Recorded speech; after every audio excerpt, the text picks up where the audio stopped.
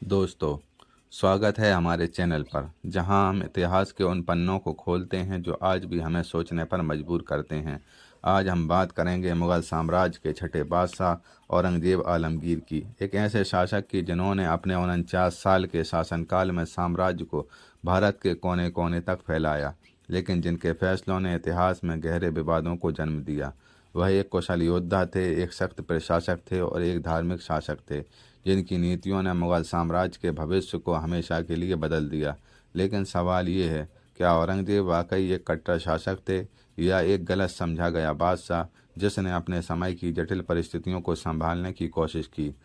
हम इस वीडियो में औरंगज़ेब के जन्म से लेकर उनकी मृत्यु तक उनके युद्धों, नीतियों और विवादों की पूरी कहानी जानेंगे। तो तैयार हो जाइए एक रोमांचक ऐतिहासिक यात्रा के लिए। अगर आपको इतिहास की कहानियाँ पसंद हैं तो इस वीडियो को अंत तक देखें और चैनल को सब्सक्राइब करना ना भूलें। औरंगज़ेब का जन्म 3 नवंबर 1618 को गुजरात के दाहोद में हुआ था, जब उनके पिता शाहजहाँ वहाँ एक सैन्य अभियान पर थे। वह शाहजहाँ और उनकी प्रिय बेगम मुमताज़ महल के तीसरे बेटे थे। उनका पूरा नाम मोहम्मद मुहिजुद्दीन औरंगज़ेब बहादुर आलमगीर और आलमगीर यानी विश्व विजेता की उपाधि उन्होंने बाद में खुद ग्रहण की थी। औरंगज़ेब का बचपन आगरा और दिल्ली के शाही महलों में बीता, जहां उन्हें कुरान, हदीस, इस्लामिक कानून, फ़िक़्ह और सैन्य रणनीति की गहन शिक्षा दी गई। उनके शिक्षकों में मशहूर विद्वान मुल्ला सालेह शामिल थे, जिन्होंने औरंगज़ेब को इस्लामिक सिद्धांतों और शरिया के प्रति समर्पण सिखाया। लेकिन औरंगज़ेब का स्वभाव बचपन से ही गंभीर और अनुशासित था। जहां उनके बड़े भाई दारा शिकोह सूफी दर्शन, कविता और हिंदू ग्रंथों जैसे उपनिषदों के अनुवाद में रुचि रखते थे, वहीं औरंगज़ेब का झुकाव कट्टर इस्लामिक विचारधारा और सैन्य प्रशिक्षण की ओर था। 1633 में जब औरंगज़ेब केवल 15 साल के थे, एक ऐसी घटना जिसने उनकी बहादुरी को पूरे दरबार में मशहूर कर दिया। आगरा के शाही दरबार में एक गुस्सैल हाथी ने हंगामा मचा दिया। सभी दरबारी डर के मारे भाग निकले, लेकिन औरंगज़ेब अकेले उस हाथी के सामने डटकर खड़े रहे और उसे शांत किया। इस साहस के लिए शाहजहाँ ने उन्हें बहादुर की उपाधि दी, लेकिन फिर भी उनके मन में दारा शिकोह के प्रति पक्षपात बना रहा। शाहजहाँ ने औरंगज़ेब को कम उम्र में ही महत्वपूर्ण जिम्मेदारियां सौंप दी थीं। 1636 ईस्वी में 18 साल की उम्र में औरंगज़ेब को दक्कन का सूबेदार नियुक्त किया गया, जहां उन्होंने गोलकुंडा और बीजापुर की सल्तनतों के खिलाफ कई अभियान चलाए। एक बार औरंगज़ेब ने बीजापुर के सुल्तान को हराकर एक महत्वपूर्ण किला जीता, जिसने उनकी सैन्य कुशलता को स्थापित किया। लेकिन शाहजहाँ का दारा के प्रति झुकाव औरंगज़ेब के लिए हमेशा एक कांटा बना रहा, जिसने उनके मन में महत्वाकांक्षा और असुरक्षा को जन्म दिया। 1657 में जब शाहजहाँ की तबीयत गंभीर रूप से बिगड़ी, मुग़ल तख्त के लिए उनके चारों बेटों दारा शिकोह, शाह शुजा, औरंगज़ेब और मुराद बख्श के बीच एक खूनी जंग शुरू हुई। यह वह दौर था जब मुग़ल साम्राज्य अपने वैभव के चरम पर था और तख्त की सत्ता हर भाई की महत्वाकांक्षा का केंद्र थी। औरंगज़ेब, जो उस समय दक्कन के सूबेदार थे, ने अपनी सैन्य चतुराई और बेरहम रणनीति से इस युद्ध में बढ़त हासिल की। उन्होंने अपने छोटे भाई मुराद बख्श को गुजरात का सूबेदार के साथ गठबंधन किया। 1658 में समरकंद की लड़ाई में औरंगज़ेब और मुराद की संयुक्त सेना ने दारा शिकोह की सेना को करारी शिकस्त दी। इस युद्ध में औरंगज़ेब ने अपनी रणनीति से दारा की विशाल सेना को बिखेर दिया, लेकिन जीत के बाद औरंगज़ेब ने मुराद को धोखा दिया और उसे ग्वालियर के किले में कैद कर लिया। बाद में मुराद को 1661 में राजद्रोह के आरोप में मार दिया गया। इसके बाद औरंगज़ेब आलमगीर ने अपने पिता शाहजहाँ को आगरा के किले में कैद कर दिया और ख़ुद को 14 जून 1658 को बादशाह घोषित किया। लेकिन दारा शिकोह ने हार नहीं मारी। 1659 में देवराई की लड़ाई में दारा ने फिर से औरंगज़ेब को चुनौती दी। इस बार दारा ने पंजाब और राजस्थान के राजपूतों का समर्थन जुटाया, लेकिन औरंगज़ेब की बेहतर रणनीति और अनुशासित सेना ने उन्हें फिर से हरा दिया। दारा को पकड़कर दिल्ली लाया गया, जहां 1659 में उन्हें सार्वजनिक रूप से मौत के घाट उतार दिया गया। इतिहासकार जादूनाथ सरकार लिखते हैं कि दारा की मृत्यु ने औरंगज़ेब को तख्त तो दिलाया, लेकिन उन्हें एक क्रूर शासक की छवि भी दी। शाह शुजा, जो बंगाल का सूबेदार था, ने भी औरंगज़ेब के खिलाफ विद्रोह किया। 1659 में खजवा की लड़ाई में औरंगज़ेब की सेना ने शाह शुजा को हराया। शाह शुजा अराकान, आधुनिक म्यांमार, भाग गया, जहां उसका अंत रहस्यमय परिस्थितियों में हुआ। इस तरह औरंगज़ेब ने अपने सभी भाइयों को ख़त्म कर तख्त हासिल किया, लेकिन इस जीत ने उन्हें एक ऐसे बादशाह के रूप में स्थापित किया जिसे लोग डर और सम्मान दोनों से देखते थे। औरंगजेब का शासनकाल 1658 से 1707 यानी 49 साल तक था, जो मुग़ल इतिहास का सबसे लंबा शासनकाल था। इस दौरान उन्होंने मुग़ल साम्राज्य को अपने चरम पर पहुंचाया। खासकर दक्षिण भारत में 1686 में उन्होंने बीजापुर की सल्तनत और 1687 में गोलकुंडा की सल्तनत को मुग़ल साम्राज्य में मिलाया। इन विजयों ने मुग़ल साम्राज्य को भारत के लगभग पूरे दक्षिण तक फैला दिया। लेकिन इन अभियानों में मराठों, खासकर शिवाजी और उनके बेटे संभाजी ने औरंगजेब के लिए सबसे बड़ी चुनौती पेश की। औरंगजेब एक कुशल प्रशासक थे।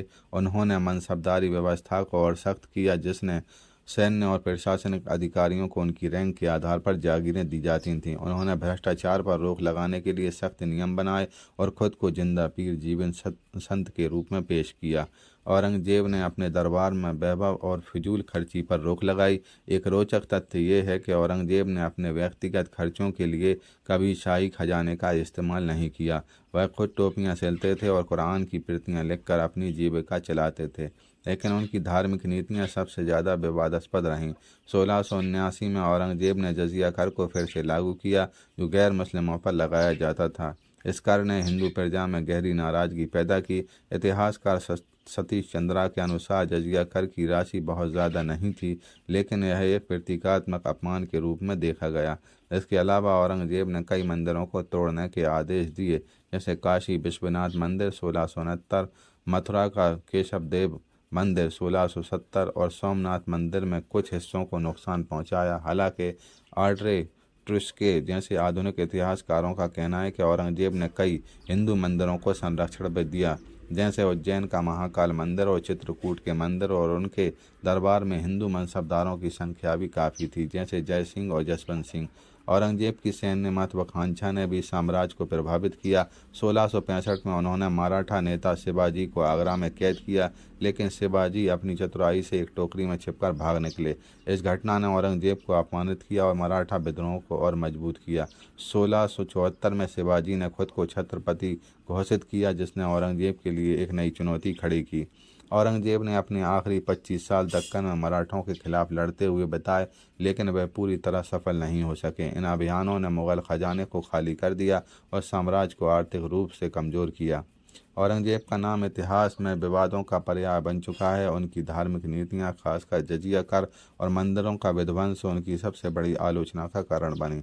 जादूनाथ सरकार जैसे इतिहासकारों ने औरंगजेब को एक कट्टर शासक माना, जिसने हिंदू मुस्लिम एकता को तोड़ा। लेकिन ऑड्रे ट्रुस्के जैसे आधुनिक इतिहासकार तर्क देते हैं कि औरंगजेब के फैसले धार्मिक से ज़्यादा राजनीतिक थे। उदाहरण के लिए, मंदिरों का विध्वंस अक्सर उन राज्यों के खिलाफ किया गया जो मुगल सत्ता के खिलाफ विद्रोह कर रहे थे, जैसे मराठा और जाट।